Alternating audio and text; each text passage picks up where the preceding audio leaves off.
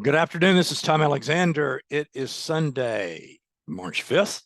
It is about 4:27 p.m. Eastern Time in beautiful Charleston, South Carolina. This is the video addendum that I do each week to the free report that I send out. If you're not getting that report and you want to receive it, it's free. Shoot me an email to tom@alexandertrading.com. I'll put you on the list, and I will immediately send you the written report for this weekend. Also, if you're finding me via YouTube, if you would like and subscribe to my channel, it would be extremely helpful. I'd very much appreciate it. I will respond to all comments and questions, and I encourage comments and questions. So let's talk about the end of last week, which was rather interesting. We'll talk about a few things we might see this week. So let's look at the charts.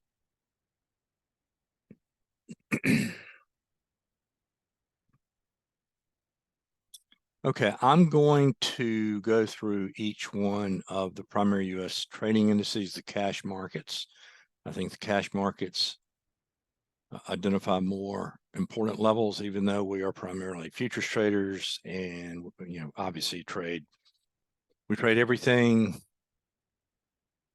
ETFs, stocks, options, futures, commodities, etc. Anyway, okay, so the SPX had two extremely strong days from the low on Thursday into the top on Friday, carried a little bit more than 3%. The key reference areas for the move are marked on the chart. I'm going to get rid of this because it's not really relevant anymore. Now we may go a lot higher, or we may eventually exceed the February high, but we're not going to continue to go up at the rate of change that we saw the last 2 days this week. Now, that's not a prediction that you use and you come in on Monday morning, start selling the market, because as we've seen numerous times over the past year, we can have these ripping rallies that carry far more than 3%. But when you have 2 consecutive days up this strongly, you're a little late to the party immediately in terms of long trades. Now, what does this mean? Well, this is likely a momentum low in here. We'll talk about that in a minute looking at the internals. But as far as next week is concerned, this is a lot of momentum. I would expect higher prices, generally speaking. The next immediate upper key reference area that could be support, we refer to key reference areas as just that. They are inflection points.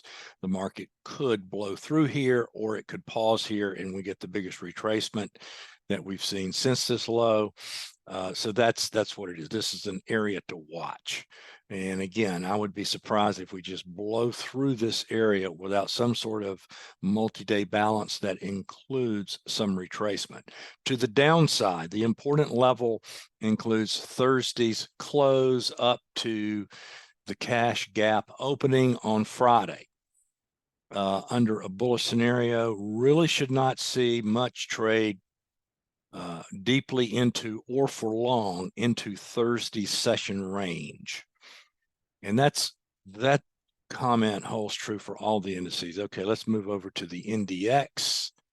And similar situation there. We are not too far from an upper key reference area. The NDX has led the way. It's up almost 4% off its print low here.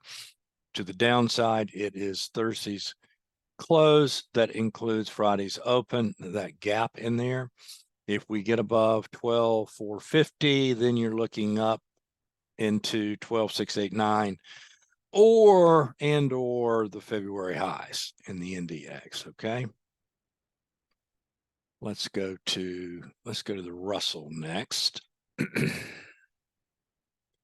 And the Russell, here's the level to the downside, the Thursday, Friday level.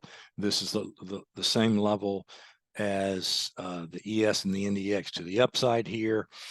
And then if we go to the Dow is the one that's had the different pattern. We've been in a multi-month balance area of several degrees. This could be a false breakout trade. And those of you that have followed my work know what a false breakout trade. It is a very specific type of auction market condition where you have a balance area that forms. The market attempts to trade initiatively and directionally out of that balance area in one direction. It fails.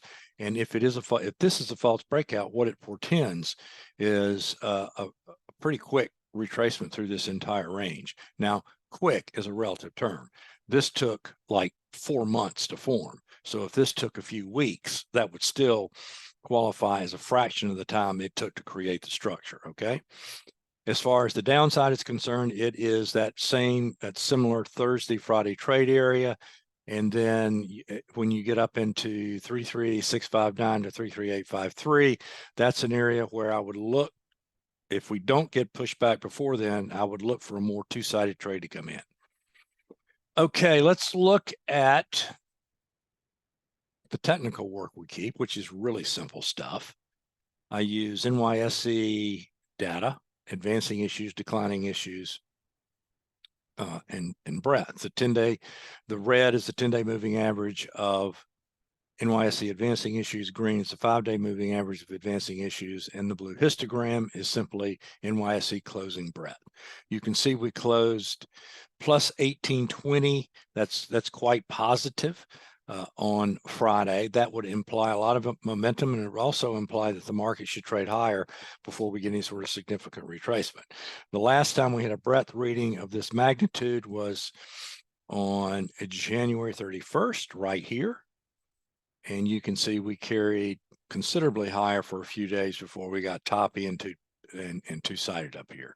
Now, anything can happen. We can retrace this beginning in Globex tonight. I don't know. I'm just passing along what typically happens. We're dealing in probabilities, not certainties. The probability is that we see higher prices to one degree or another next week before there is anything resembling a significant retracement.